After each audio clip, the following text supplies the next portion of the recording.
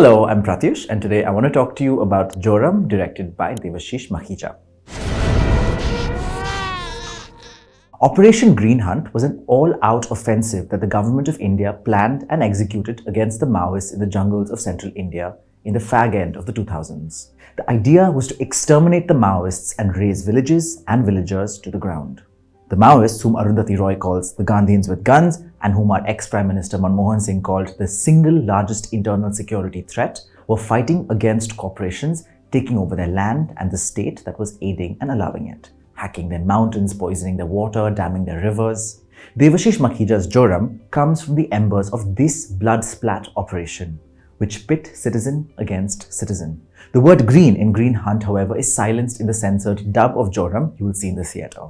The government refused to take accountability for this carpet bombing back then, calling it a media creation, and that denial has now expressed itself as censorship. Joram begins with Dasru, played by Manoj Bajpayee, and his wife Vano, played by Tanishta Chatterjee. Tribals in Jhinpidi, their village in Jharkhand. She's swinging from a tree, he's crouched under her, watching as her feet attempt to touch his head when she swings towards him. In a thrilling touch of image making, the swing then swings out of the frame, never to return. There is only silence. Doom has set on this world. The precision and resonance of this image sets the stage. We now move to Mumbai a few years later, where Dasru and Vanu are construction workers. In the gap between that moment on the swing and the dust-flung chaos of Mumbai, the film slowly takes shape by flitting between their past and present. The past, though, is retold as fractured memories with characters moving between places and circumstances without any sense of transition. One day, for example, Dasru is seated squatting among his community members, discussing development, listening to a proposal. The next, he is a Maoist hanging that very body of the person who was convincing them to sell their land, punished by the Maoists for being a sellout. This Maoist becoming, we are not privy to. Perhaps this is because director Devashish Makhija is locating the urgency of the film in the present, not the past. In the present, you get access to the face with an invasive intimacy. Eyes and forehead, sometimes only eyes and forehead. In the present day, at the construction site, Dasru meets Phulo Karma, played by Smita Tambe. She is the MLA from his village who is distributing solar lights and saris among construction workers. She recognizes him. There is a thickening threat in the air. Chaos ensues with two dead bodies, and Dasru takes his child, named Joram, and escapes, trying to snake his way back home to Jharkhand. The police, headed by Ratnakar Bagul, played by Mohammad Zishan Ayub, are chasing him. Some want him dead, some alive. These scenes of chase have a bumbling quality because the hierarchies and counter-hierarchies are being established on the go. Irony keeps popping up as comic relief. The film was oddly slotted as adult comedy in my theatre.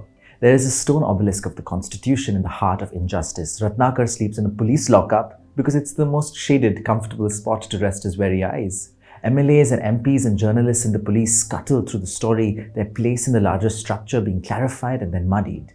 Devashish Makhija's cinema has an effortless brutality to it.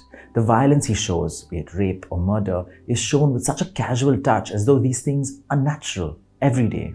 The horror is not extraordinary, it is the courage to leap over it that is extraordinary. But even that courage is shown with this casual, unheroic gaze.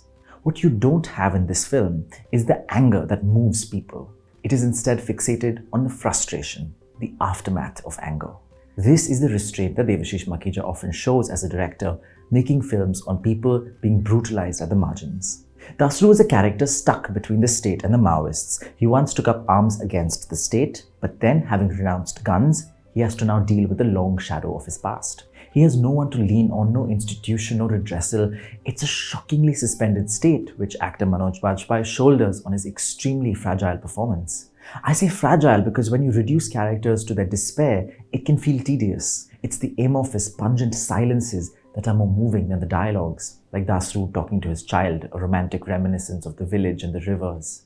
Similarly, Smita Tambe, in a haunting performance of a grief-struck, vengeful politician, is both tragic and vile. Her mute stares have the power to turn people and even institutions to dust.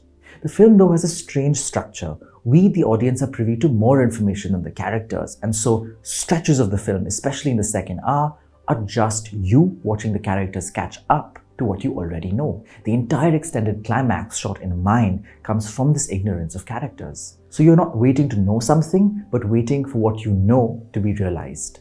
and impatience suffuses the film. This desire for Devashish Makhija to make us know more than his characters, though, is at odds with the visual language of cinematographer Piyush Puthi, which is jerky and involved. So visually, you're supposed to feel the disorienting chaos the characters feel in the moment as they're running, chasing or being chased. But narratively, you are ahead of the character, looking at their life from a strange antiseptic distance, with all the information you need. It is this friction between the aesthetics and the narrative that makes the film feel loose. Watching Joram then is to feel the uneasy gap between the visual and the narrative grammar, wondering if that distance will ever collapse. Let me know in the comments what you thought of Joram and what you thought of my thoughts on Joram. If you liked this video and videos like this, do subscribe to reviews and more.